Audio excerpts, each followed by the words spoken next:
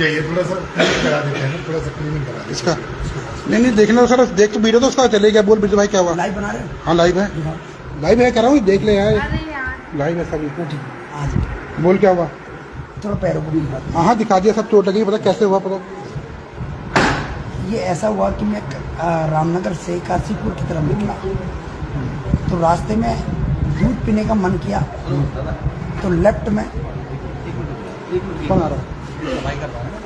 सफाई कर दो, सब तो बयान लेने के लिए मना मत करो, आप बनाते रहो सर, ऐसा मत करो। पुलिस बयान लेने के लिए नहीं रोक सकती, गलत है ये गलत है। लेन दो, चौथा स्तंभ है, ले दो खाली, ये तुमको भी सर पहला करेंगे। अब बता बिरजू भाई क्या हुआ पूरा? टांग में कितनी लग रही? टांग में चोट है, टाँके लगे हैं 60 टाँके एक में, 60 टाँके एक में, 7 दूना 14। हाँ जी। मतलब आपने आज 2 वीडियो बनाए, काफी अच्छा उसमें रिस्पांस आया, 2 लोगों की हेल्प करी आपने। कहाँ जा रहे थे आप लोग, कैसे आपको साथ पूरी घटना हुई है? मैं उसी घटना स्थल से जहाँ वो गाड़ियाँ खड़ी थी, ये कहाँ पर खड़ी थी ये मालूम नहीं है। मैं जब रामनगर से सुबह निकला था काशीपुर की तरफ को दूध पीने का मन किया, तो एक नमो फैमिली रेस्टोरेंट था, वहाँ दूध पिया। वहाँ से एक बगल में एक दीदी की आवाज़ आई, भैया भैया कैसे है, मैं आपकी वीडियो देखती हूँ, तो मैं वहाँ रुक गया। वहाँ रुकने के बाद उन्होंने अपना बताया कि एक सेंट जोसेफ स्कूल के गाड़ियाँ, पूंगारा में जो स्कूल है उसकी 4 साल से 3 साल से गाड़ियाँ खड़ी हैं, जो कृषि भूमि में खड़ी हैं। इसलिए हमारे को कोई इतनी ज़मीन नहीं है, झोपड़े में हम जीवन काट रहे हैं, हमारा गुजारा नहीं चल पाता है। तो उन्होंने कहा, तो मैं सेंट जोसेफ स्कूल में भी गया, वहाँ मैडम से भी बात करी, नोटिस दिखाया, नोटिस देखने के लिए मना कर दिया। फिर वहाँ से मैं निकल गया, इनके घर आया, थोड़ा 1.5 रोटी खाई।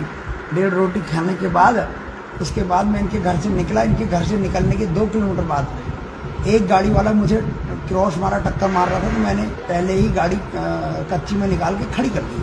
मुझे लगा शायद ही मेरा एक्सीडेंट करेंगे तो मर भी सकता हूँ, तो मैंने खड़ी कर दी। तो दोनों में से गाड़ियों में से निकले कम से कम 10 लड़के, 9 से 10 लड़के, कुछ रॉड के साथ थे, लोहे की रॉडों के साथ, तो कुछ लकड़ी के डंडों के साथ। एक गाड़ी थी, 2 गाड़ी थी? 2 गाड़ी थी, एक भूरे कलर की थी तो एक सफेद कलर की, ब्रिजा टाइप की गाड़ियाँ थी, और 10 एक लड़के थे। उसमें से एक लड़का वीडियो बना रहा था मेरी, ताकि वो वहाँ भेज सके पुष्कर सिंह धामी।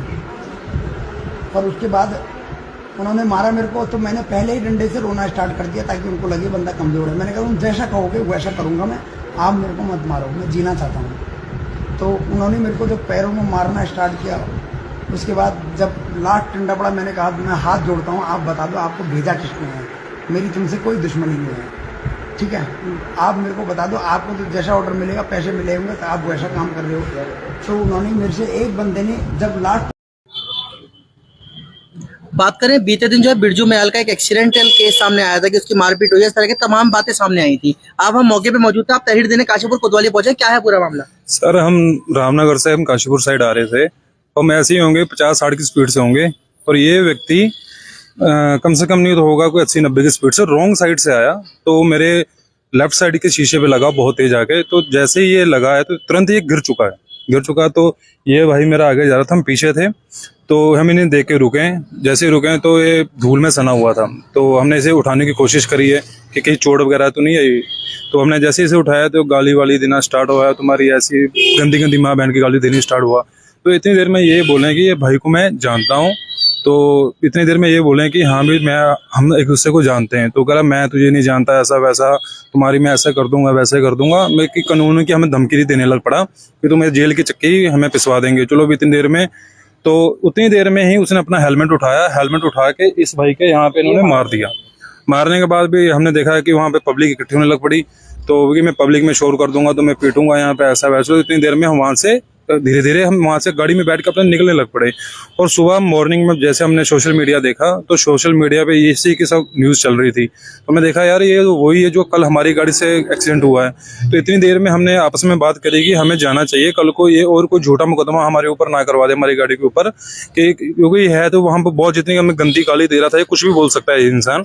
हमने आपस में बात करी और इन्हें हमने रुद्रपुर से बुलाया।